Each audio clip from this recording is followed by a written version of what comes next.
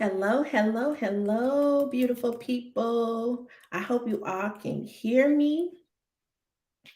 Good afternoon. How are you? This is Ashley Nicole with A Practical Life, and I am coming at you today with another live. Yes, I'm excited about this live, y'all, because most of the information, y'all know how I always say, I got my notes. Don't play.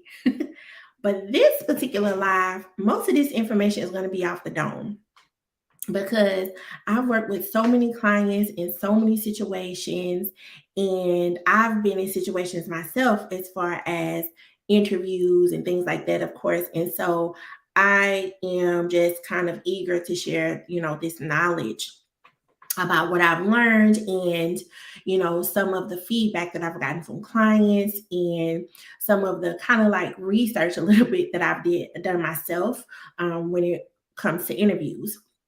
So again, just a little bit about myself. My name is Ashley Nicole again, and I'm a licensed mental health counselor. This channel is all about mental health and careers, right? You can get any of your questions answered related to mental health for yourself or for someone else. You can also talk to me about how to kind of catapult your career in a positive direction and kind of how to get to that next level, especially for individuals who are in a mid career or want to change careers, or especially individuals who are trying to kind of get promoted at their current company that they work at. So, if you have any questions about that, make sure to connect with me. All of my information will be in the description box, but let's get into it. But before though, how are you guys doing? I hope you all are having a wonderful day. My apologies. I had to change the time of this live. I try to go live like around a certain time, around lunchtime, But today I had to make it a little bit later because child is back to school and I had to get some things done, right? But um it's hectic. So y'all gotta bear with me. But I do have a couple of notes. I mean, because I'm just a note-taking person, which is actually good if are trying to ace your interview, but we'll get into that. So hope you all are doing well. I just want to get into a couple of tips, right? So, getting right into it, the first one is that if you are trying to ace your interview, the first thing you want to do is research the company that you are trying to get into.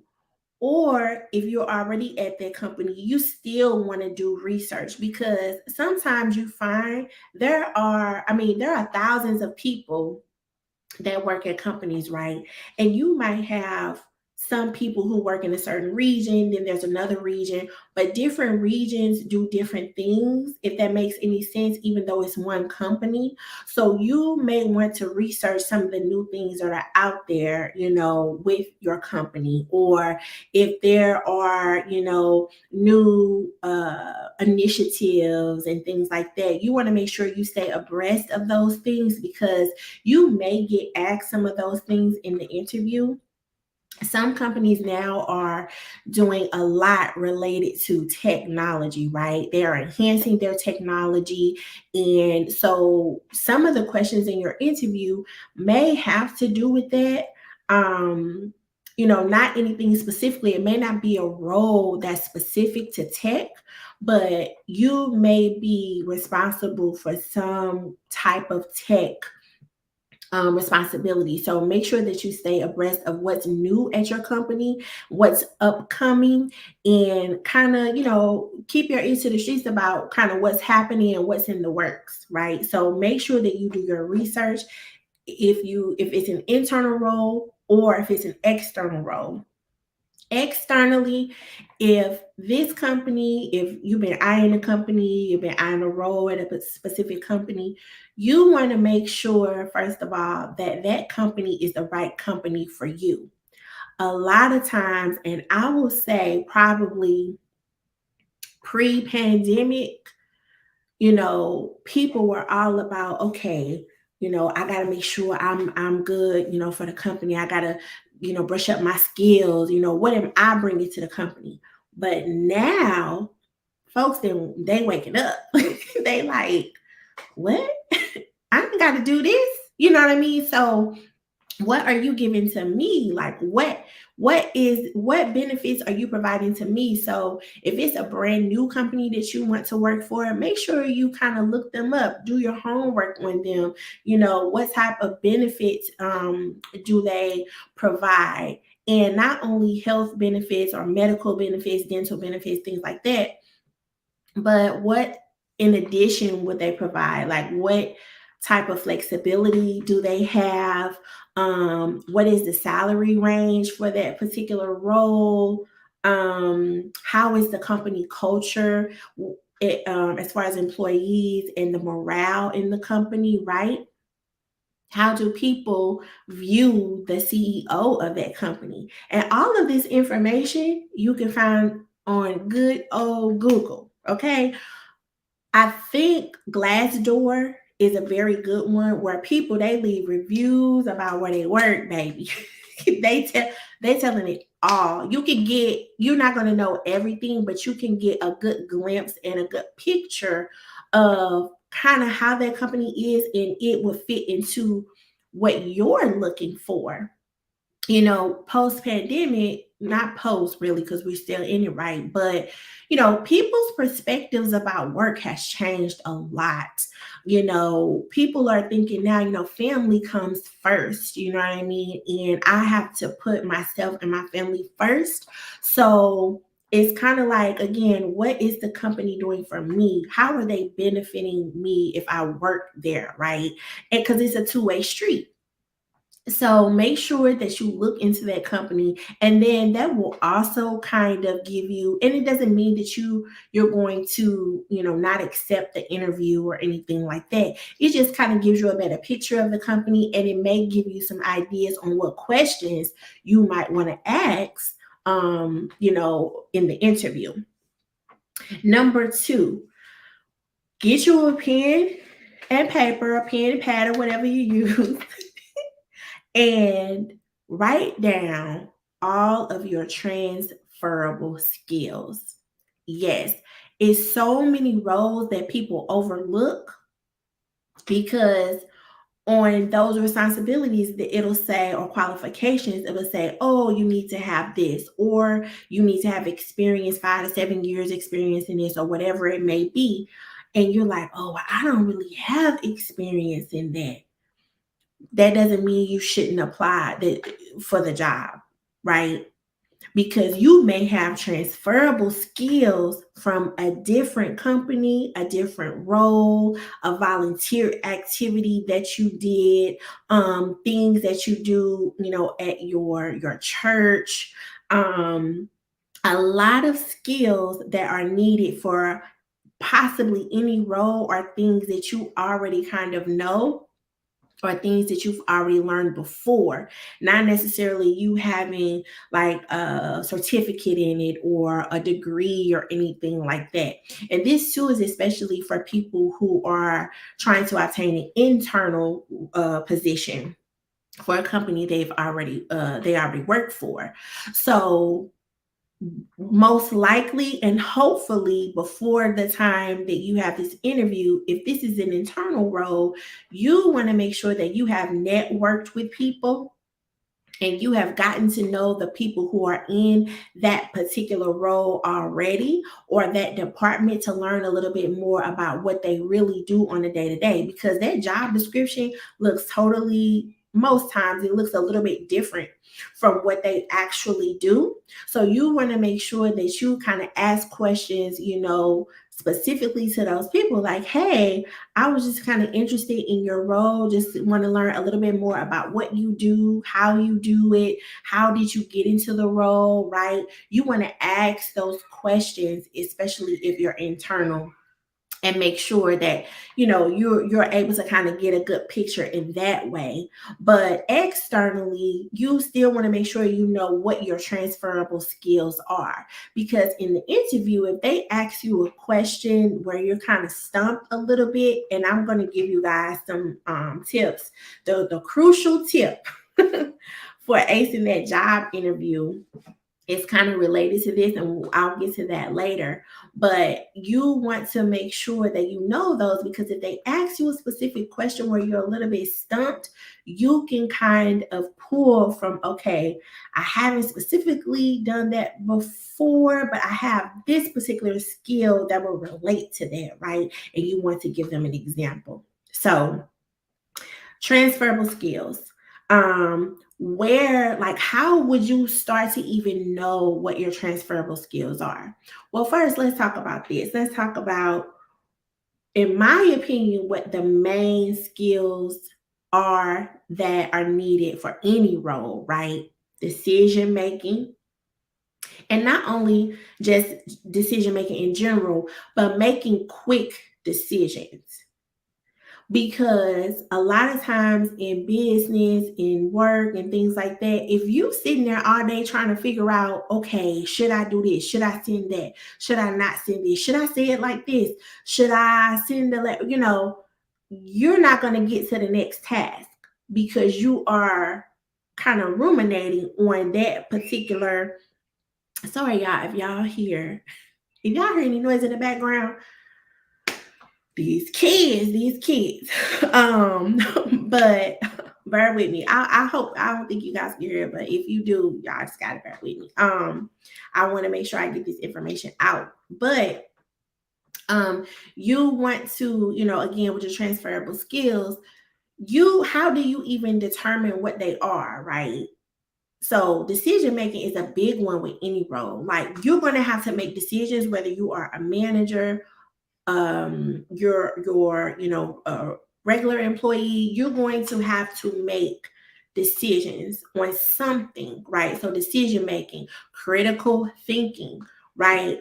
You A lot of times the managers and leaders, they don't want you to always have to come to them to ask them, okay, well, what should I do? Well, they said this. So unless you're in like a training situation, you're new to the job, right? If you're there for a while, like, you don't want to have to continue to go to them. You want to show that you are taking initiative, even if you don't really know what the answer is. Sometimes in particular roles, there is no right or wrong answer. It's just you making the decision. And then if you made a mistake, or if you should have done something differently, then it's a learning lesson, right? So we'll talk about that too. But yes, make sure, like, those two things are really big. Critical thinking, decision making. Also, how are you able to get along with others? And that goes hand in hand with being able to communicate. Not being able to communicate in general, but communicating effectively. Nobody wants to have a coworker who's like with an attitude all the time, or not doing what they say they're going to do, or saying what they mean, or beating around the bush. You shouldn't do that. Now, there's always a tactful way to say something. We know that it's not what you say, is how you say it. So making sure that you're able to effectively communicate, these are particular skills that will take you from being an individual contributor at a company to a manager at a company, if those are your goals, right? So, transferable skills. Another way to figure out what your transferable skills are is to look at your resume.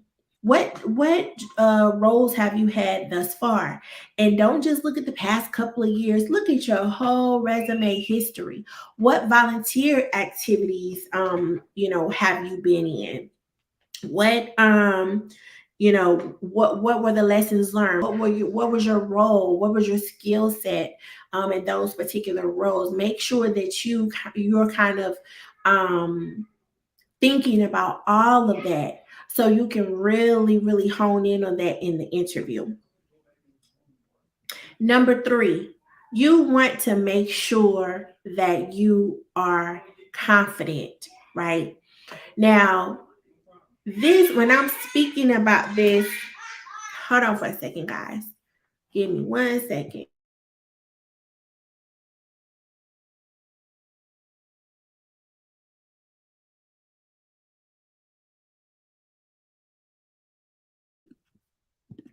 Sorry about that, guys. So, you want to make sure that you are confident, right, in going into an interview. Most likely, I mean, in general, you're going to have a little bit of nerves. It's nerve wracking because it's kind of like, okay, I got to answer questions, even though, especially sometimes too, when you will be great at the job. It's kind of like you got to convince somebody, right? And so it's just a nerve wracking situation.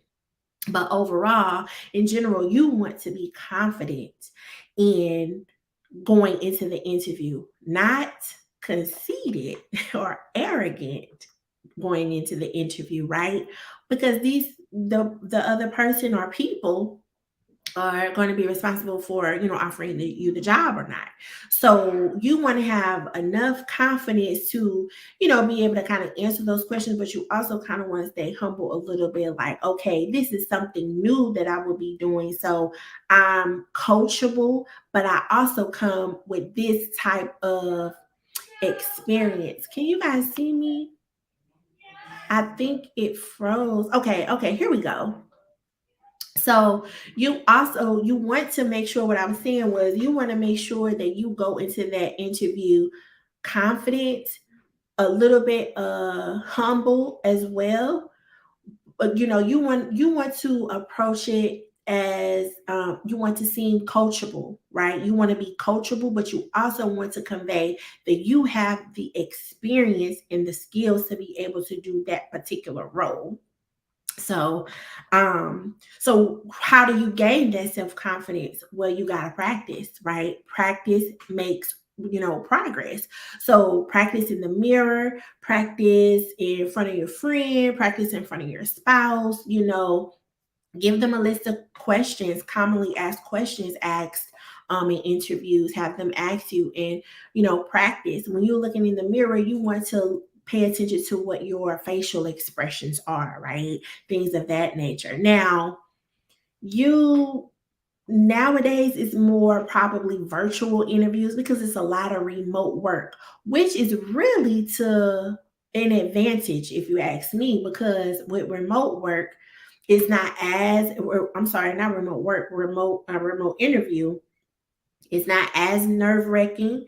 You're able to um have notes, because I mean they can't see the notes, right? So you're able to kind of have your notes.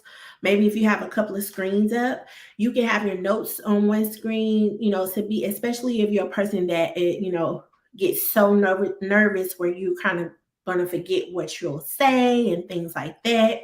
You may want to have like just a sheet of paper that you can kind of glance down at, not read from, but just kind of glance at, or a screen that you can kind of glance at to kind of remind you of what you're going to be saying, or making sure what you want to convey in the interview, right? So make sure that you are practicing those common behavioral questions. You want to make sure you're practicing the answers for that. If you're just joining the live, we are talking about how to ace your interview. And the first thing that we went over was to make sure that you research the company.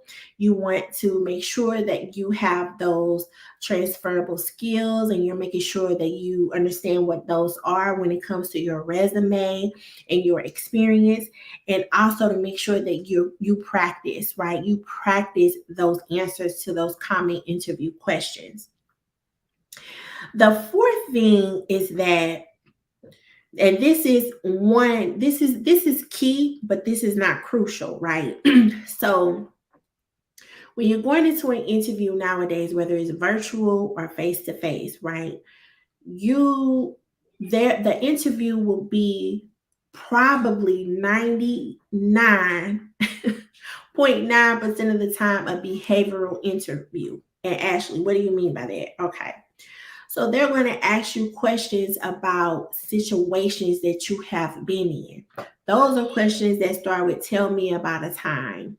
Describe for me when you did such and such. Most of the time is tell me about or describe, right? So those are it's an open-ended question, and it's behavioral in nature because they want to know specifically about a situation that you were in. And I will tell you, most people, just like they do their resume, people be lying on their resume. But now that's controversial because this lady on TikTok, I don't know her name, y'all. I started a long time ago. She tells people to, to lie on their resume and they be getting a job. Whatever floats your boat, okay? Um, so yes, so it's going to be the questions are going to be behavioral in nature.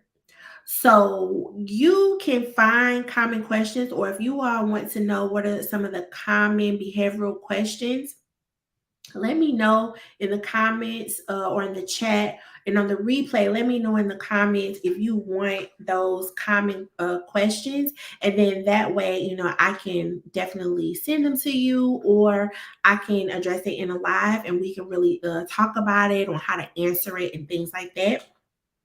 But you want to make sure that you are prepared for those questions. Okay, Ashley, how do I get prepared? Because a lot of people, they go in interviews winging it, like straight up winging it, like, okay, I know what I've done, I know what skills I have. So whatever they ask me, I'll be able to answer. But you're not answering the question properly, right? So let's get into it. So before, since you already know the interview most likely is going to be behavioral in nature, keep in mind that the interviewer, it may be one or it may be several people. Now, most of the time nowadays is usually one or two people in the interview. And so for people who have a little bit of anxiety or, feel nervous about it already, that makes them even more anxious. That okay, now I have two people. One person is like asking the questions, the other person is like paying attention to what I'm saying, how I'm saying it, what I look like, those types of things. So, how do you prepare even before you get to those behavioral questions? You want to, just like you wrote down your transferable skills, you want to ensure that you take note of 5 to 7 situations that you've been in any type of work environment, any volunteer environment, anywhere that you've done a task, right? And you have done well. How do you know you've done well or you did well in that task? You received some type of feedback, like people were saying, oh my gosh, you did a really good job. Oh my gosh, we really enjoyed that. Thank you for putting this together. Maybe there was a manager that said, wow, like you really helped me, you saved me with this particular acquisition, whatever it may be, anytime, or even a situation where you felt like you knew you did a great job, right? You want to make sure that you take note of those 5 to 7 situations. Why? Because when you get into the behavioral interview, when they ask you a question, you can apply, you should be able to apply any one of those situations to be able to answer that question easily, because you feel like you did a great job, because you got great feedback with that particular task or work situation you were in. It's going to be easier for you to remember. We can remember those things that we did well. We can remember times where we got, kudos and accolades and things like that. So when they ask you, you're not going to be stumped. You're not going to have to think of a time. So many times in interviews, I've seen people, I've heard people, when you ask a question, they're like, can you ask the question again? And that's okay, but you can tell that they are buying time or trying to figure out what to say, and then or they'll pause and they'll be like, um a time where I did, let me think. No, don't do that. When you know those 5 to 7 situations is gonna roll off. It's gonna roll off. It'll roll off your tongue because you know it so well. You know what you did, how you did it, what the people said, how people responded, how well it was taken. If you made a mistake, like you could remember those things. So you want to be well versed in those 5 to 7 situations, right? And once you know that, you have already set yourself up for success in that interview already, right? You halfway there when you are well versed with your 5 to 7 situations. Also, two of those, maybe one or two, it doesn't, have to be two, maybe one, right? You choose one where you didn't do so well. Why? Because nobody is perfect, right? And you want to also show in that interview that I'm human, right? I'm an employee that takes accountability, right? I'm an employee that's responsible for my actions. I'm an employee that learns from my mishaps, right? And I take my lesson learned to the next thing and then I do something different. So you want to make sure that at least one or two of those situations is something where you didn't do so well. Now, be mindful of what situation you choose as far as that, because you don't, you want to be strategic, right? Because I mean, somebody else might disagree, but trying to ace an interview, or most likely this is, a corporate, or, people probably don't worry about this so much if it's just, your for lack of better words, like regular jobs, right? But if you're in a corporate environment and you're trying to get these positions, it is a game, right? And you got to know how to play that game. And so you want to be strategic with what situations you choose, whether it's situations where you did really well or whether it's a situation that you had to learn from. And those situations should be based on that particular job requisition. Because you don't want to have situations that's like outside of the realm of the particular job you're going for, because it's going to be like it doesn't apply. So great that you did that, but we need for you to talk to clients. And you telling us about how you help somebody start a company, or you planned an event or something like that, right? So you want to make sure that those situations are related to that particular job in some kind of way. Maybe not all of the situations you have will apply, but some of them will, or aspects of them will, right? So that's number 4. Make sure you have your 5 to 7 situations, including one or two that was a lesson learned. Because again, you want to show you're not perfect. You take accountability. You're responsible for your actions. You learn from mishaps, and once you have that, you're able to kind of take the next step with those questions. Now, the crucial tip, here we go. This is the crucial tip. I'm going to give it to y'all, then I'm going to get out of here. The crucial tip for acing an interview, a behavioral interview, is to make sure that you are well versed with the STAR method. And hopefully, most of you have heard of this and that you've already applied this, right? Well, what is the STAR method? The STAR method is a specific way that you respond to behavioral interview questions, right? And so it's an acronym. So STAR stands for situation. S stands for situation. T stands for task. A stands for action, and R stands for result. So the STAR method.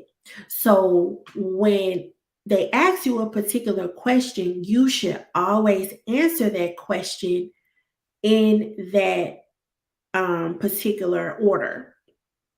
So they say, tell me about a time where you implemented a particular project, right? So the situation. So when your 5 to 7 situations, this is where you would apply those. So what I would do, what I recommend is that on your little notepad or your second screen that you have up, if you have a virtual interview. Now, if you're face to face, you're going to have to remember the gist of your situations, right? And it's going to be easy for you to do that because you were in it, right? It's like nothing that you're making up. And most people, that's what they do. They try to make up things or come up with things, or they put extra sauce on it. You ain't got to do all that when you when you just telling it. You know what I'm saying? Like you just telling the story. So, but if you're virtual on your second screen or your little notes that you're glancing down at, you want to have those 5 or 7 situations set up in that star method, right? So your situation, they say, okay, tell me about a time that you implemented a particular project. Well, there was a situation in our company in where there was a time where we didn't have a way to communicate with the whole company. There were different departments communicating on their own, but we were really looking for a way to make sure everyone in the company got the same communication at the same time. So that was the situation, right? So it's kind of like, well, what was the issue? What was the challenge? What was the problem, right? So you explain that. The second one is the task. So that's the T. What particular task were you asked to do?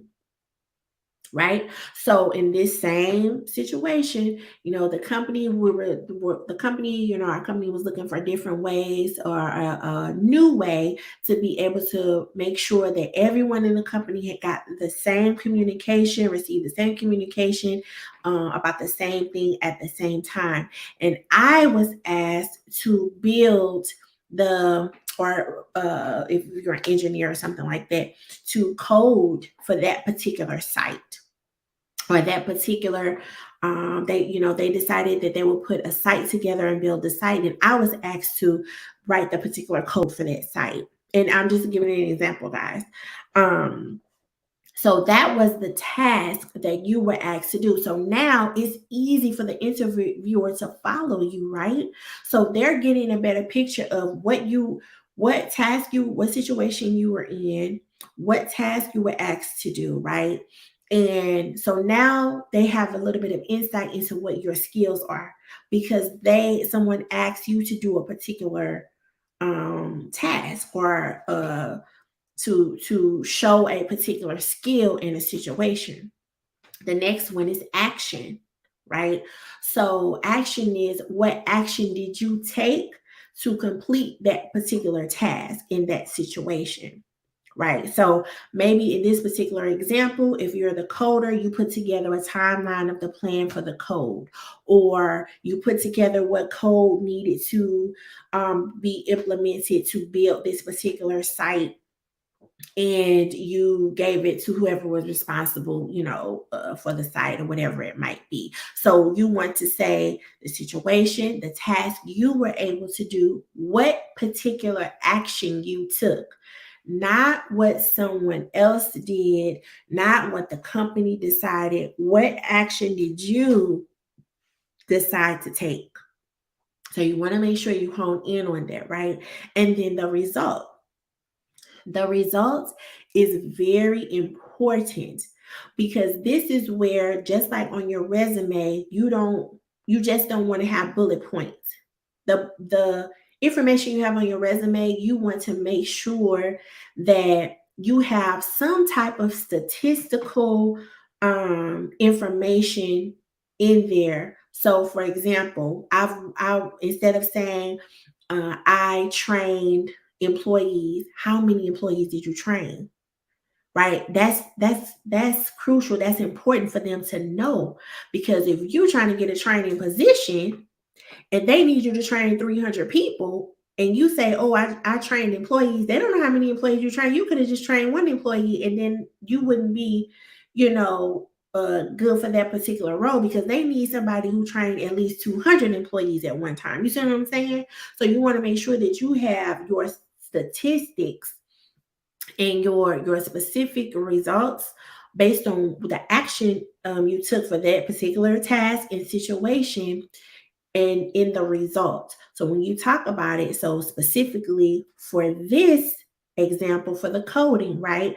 The result could have been based on me providing the code in 3 weeks rather than 6 weeks. Our company was able to get out the mode of communication or implement the mode of communication they wanted to the whole company sooner, right? 3 weeks sooner. So, um, another result, again, another the other example of making sure that you give some type of statistic when it comes to your result. I trained 6 employees, or 20 employees indicated that it was easier for them to learn a particular training module due to my training. um, Another one could be what feedback you got. And this is why it's so important. Going back to emotional intelligence, y'all better check that live out.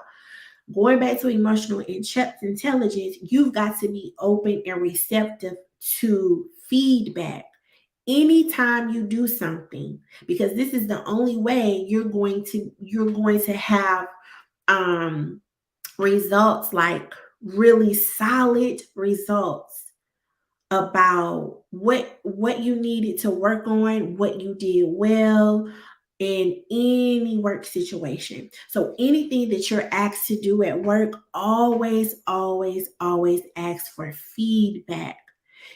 Even though you might feel like, oh, that was a breeze, that went well. You never know. It can be one or two things that maybe one person say, oh, it was really good, but I wish you would have talked about this, or it was really good, but I thought it was really going to be about that. So that's feedback for you. So when it comes to talking about your results, you want to talk about what feedback you've gotten from people, what feedback you've gotten from your manager, what feedback you've gotten from your colleagues, what feedback you've gotten from customers, right?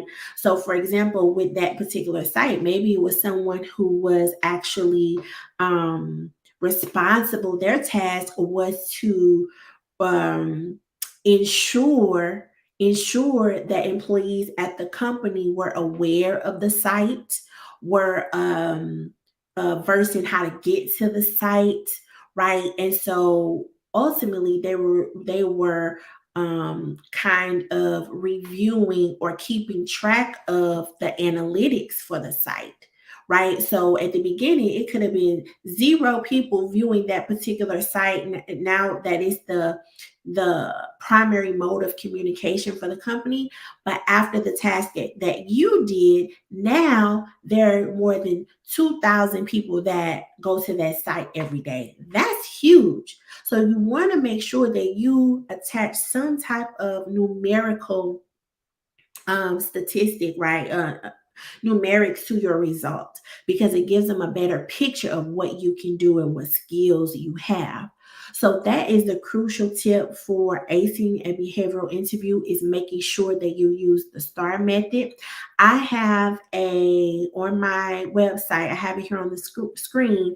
I have a particular PDF that will be very helpful for you to be able to start to take note of your situations that you have at work or in the community, because it's not just work, right? It could be volunteer situations, whatever it might be. It could be significant, right, when it comes to your interview. So I have something on my site called the STAR method, and it's just a PDF or a worksheet for you to be able to start taking notes about those situations that you're in. So that way, when you do have an interview, you don't have to kind of rush or try to figure out, okay, should I use this situation? Should I use that one? You already kind of have your blueprint. So please check that out. I will leave the specific link in the description box, but my website is right here on the screen, and you all can go ahead and go there and check that out. And so, what did we do today, right? What did we talk about? We talked about these tips to be able to ace the interview. All of these will help you have a better chance of really landing that position. But if you do these 5 things, right, you're going to be more confident in your interview, right? And the more confident you are, the better chance you have of really acing it. And please be sure to kind of balance that confidence with kind of being, humble a little bit. Show some humility, like, okay, I'm able, I'm coachable. I want to learn something new, but I also bring these great skills to your team and things like that. And finally, please be sure to send the thank you note. Some people feel like this is outdated, but I don't. Like, I swear by that thank you note. Like, please be sure to send a thank you note. People have a lot of things to do, including managers and things like that. So they really appreciate you sending, just a quick thank you and kind of recapping something that they said and things like that. So there are other aspects to interviews. If you all have any questions about it, or if you have, a particular question about a recent interview where you were in, or something you always wondered about, make sure to connect with me, leave a comment on the replay. But hopefully, this was helpful for you. I appreciate all of my subscribers, and I will see you all on the next one. Have a wonderful day. Bye.